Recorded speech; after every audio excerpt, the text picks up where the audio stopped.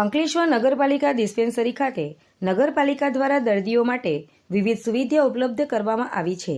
ત્યારે નગરપાલિકા દ્વારા દર્દીઓ માટે વધુ 2 સુવિધાઓ ઊભી કરી છે।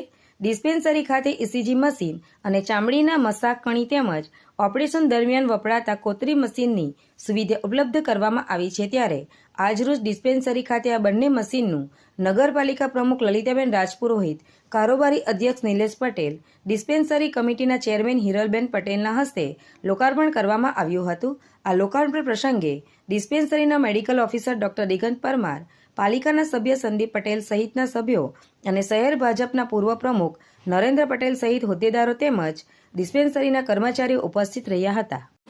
આજ રોજ નગરપાલિકા ડિસ્પેન્સરી ખાતે ઇસીજી મશીન અને કોટરી મશીનનું લોકાર્પણ કરવામાં આવ્યું।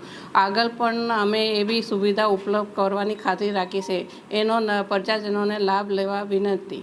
ને આ લોકાર્પણમાં પૂર્વ પ્રમુખ નરેન્દ્રભાઈ, સંદીપભાઈ, ચેરમેન શ્રી નિલેશભાઈ, ડિસ્પેન્સરી ચેરમેન હિરલબેન ને સંગઠનના હોદ્દેદારો અને નગરપાલિકાના સભ્યો હાજર રહ્યા હતા।